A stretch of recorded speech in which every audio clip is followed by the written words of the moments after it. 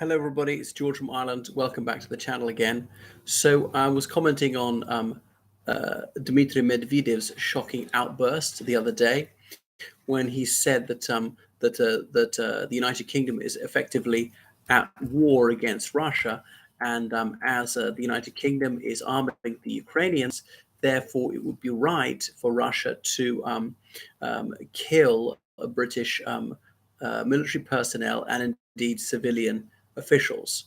So quite staggering. It's because the British Foreign Secretary was visiting one of the Baltic republics, I forget which, James Cleverly, and Cleverly said, he was asked a question: is it right for the Ukrainians to attack into the Russian Federation? And cleverly, he's saying, yes, the Ukrainians are entitled to do so, legally and morally. This is not an exact quotation. So the United Kingdom is not assisting them in that, not ordering them to do that or anything like that, but certainly would have no objection. And in the report to this, that's when Medvedev said that. So Medvedev is no inconsiderable voice. He's the former president of Russia. He was the Russian head of state from 2008 to 2012. He then did a job swap with Putin. He stood down as president after one 4-year term.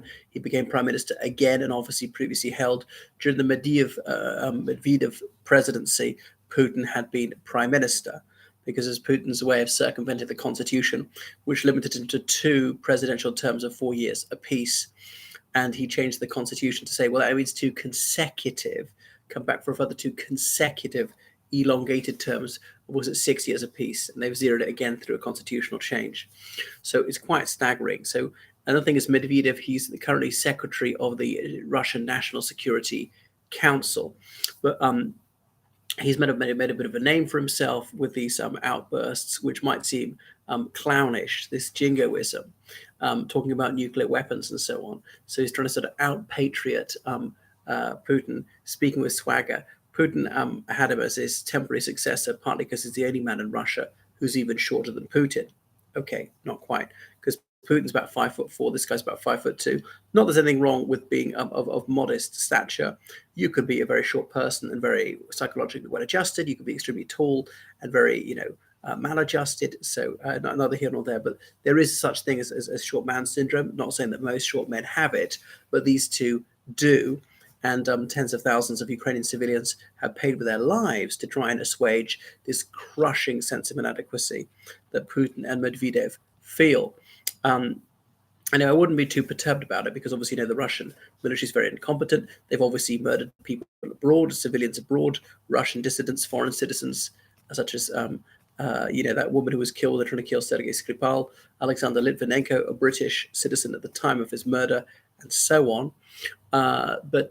So that they have the capacity to carry these things out. But so the diplomats have been expelled. It's a bit more difficult than it was. They've got to concentrate very much on fighting Ukraine.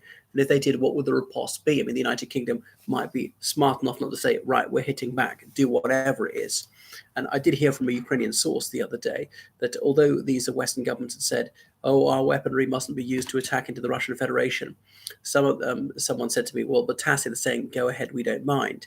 And already the Freedom of Russia Legion, which launched an incursion into Belgorod region adjacent to Ukraine about a week ago, they were using some American-manufactured military vehicles, not tanks, were they? Armored personnel carriers or something like that. So it's already happened. And Medvedev is particularly miffed about these Russians were suffering for the Storm Shadow missiles, which the United Kingdom has furnished to Ukraine. But so there we are. It's clearly hurting them, the Russians. Otherwise, why would they be complaining about it? And not being Russophobic in the least. We've got Russian friends, which this war isn't happening. And obviously, Russians are suffering too. It's all the fault of the Russian regime. I realize it's difficult to see that if you are Russian, especially when you're force-fed propaganda 24/7. But this is escalatory rhetoric from Medvedev. So Medvedev was saying that these people could be considered legitimate targets. He didn't say that they were going to be killed or urge them to be killed. But anyway, it's quite staggering he said that. But the concomitant of that is, therefore, Russian military personnel and politicians, bureaucrats, and so on would also be permissible for the British armed forces to kill. Now, I don't want to see that happen. I would like the war to end right now by Russian unconditional withdrawal. I wish it had never started in the first instance. So, I mean, a small war is not as bad as a big war, and I really don't want it to spread. I really don't think it's going to spread. If Russia can't even defeat Ukraine with 40 million people, how on earth can they defeat NATO with 800 million people? Now, some people say the nuclear threat is not as grave as we thought because, Russia only spends a quarter on the maintenance of its nuclear arsenal that the United States spends on the maintenance of its nuclear arsenal. And bear in mind that the Russian nuclear arsenal is bigger, something like 6,000 warheads. So how on earth do they keep them serviceable?